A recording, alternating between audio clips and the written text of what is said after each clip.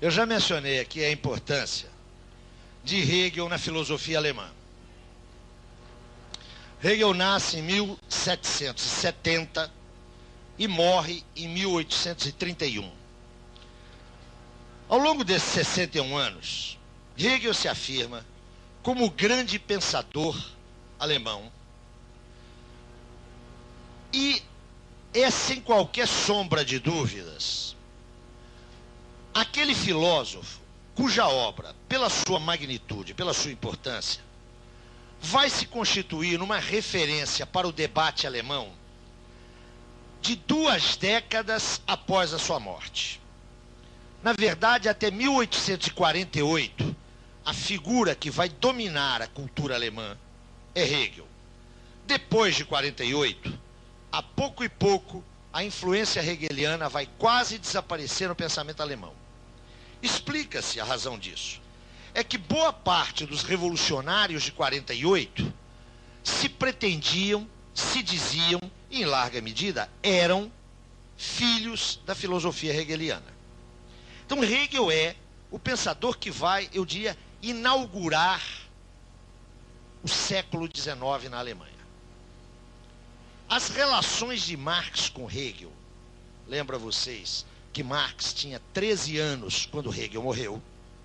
As relações de Marx com a obra hegeliana constituem um tema inesgotável de estudo, de debate e de polêmica.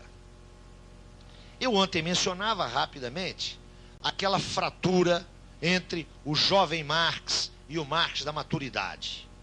Boa parte dos autores que exploram essa fratura, que a mim me parece, como disse ontem, um grave equívoco, mas boa parte desses autores lavra no terreno das influências de Hegel. O jovem Marx seria marcadamente hegeliano, enquanto o Marx da maturidade teria rompido com Hegel. Essa aproximação me parece, além de equivocada, muito simplista. Na verdade, as relações de Marx com o pensamento de Hegel foram extremamente complicadas e passaram por momentos muito distintos.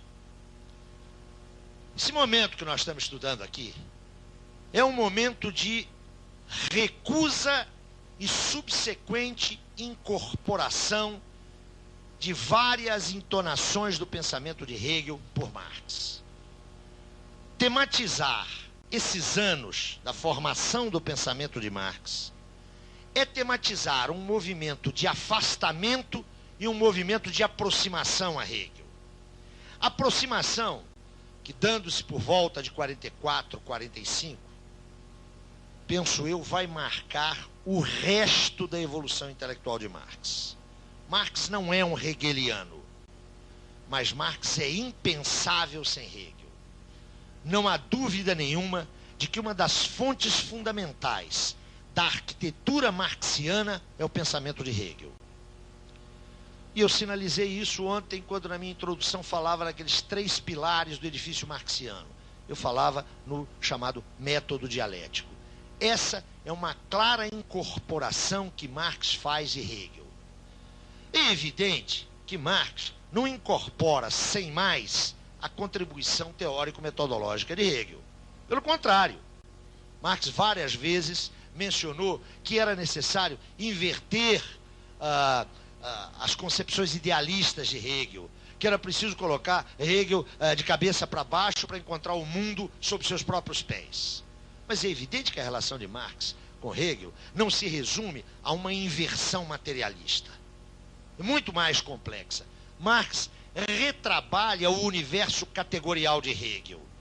Marx atribui novos sentidos, novos significados a categorias hegelianas e, sobretudo, articula aquilo que ele incorpora criticamente de Hegel numa concepção que é bastante original em face de Hegel.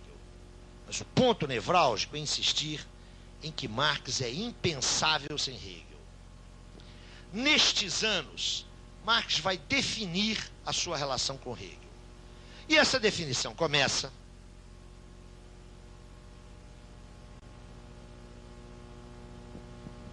naquele texto de 1843, bastante referenciado ontem. aquele texto que permaneceu inédito, que Marx não escreveu para publicação, mas que registra a sua primeira crítica a Hegel. Qual era o problema de Marx? O problema de Marx era o mesmo problema de Hegel em 1843. Marx queria compreender a relação entre Estado e sociedade civil na ordem burguesa. Como é que Hegel põe esta relação? Para Hegel, a sociedade civil é o reino do privatismo, é o reino do individualismo, é o reino do particularismo estreito. Retomando a sua formulação, a sociedade civil é o reino da miséria física e moral. Só se transcende essa limitação da sociedade civil se o que passar a fundá-la, o que lhe atribui racionalidade, é o Estado, que é o princípio e o agente da universalidade. Para Hegel não há dúvida nenhuma.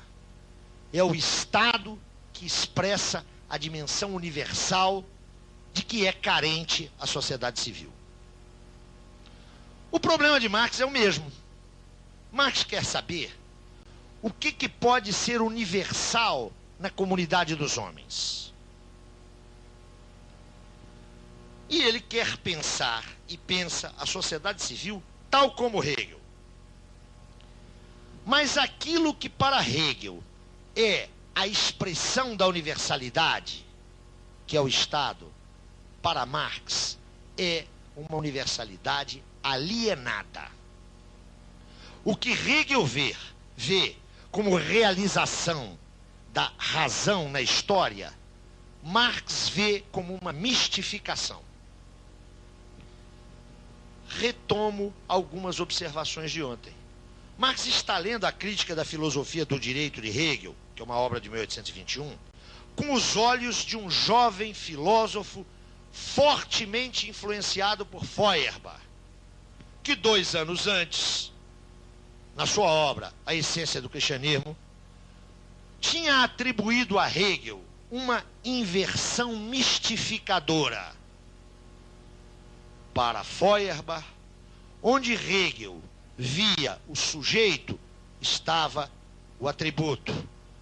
E onde ele via o atributo, estava o sujeito.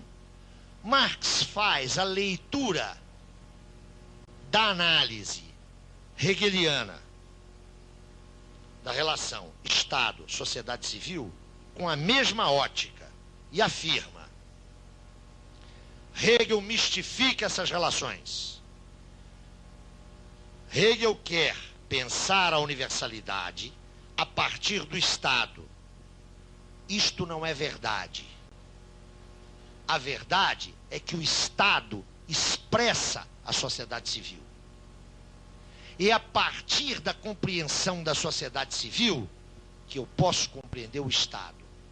E esse Estado que aí está é um Estado alienado, ele é uma falsa universalidade, ele não é uma universalidade real. Por quê? Porque ele expressa uma sociedade civil na qual é impossível uma dimensão universalizadora.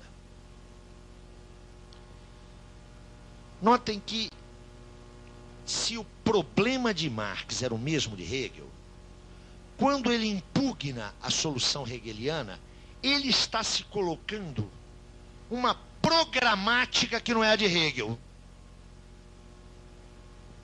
Na medida em que Hegel vê, né, no Estado a realização da razão na história, o problema da história para Hegel está resolvido.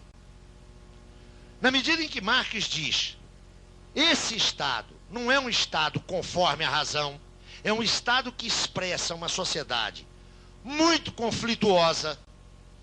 Não há ainda em Marx, atenção, a categoria classe social. Atenção, Marx não trabalha com isso em 1843. Mas para Marx, esse reino do privatismo não poderia engendrar uma universalidade real, uma universalidade verdadeira. Antes, essa universalidade era uma falsa universalidade.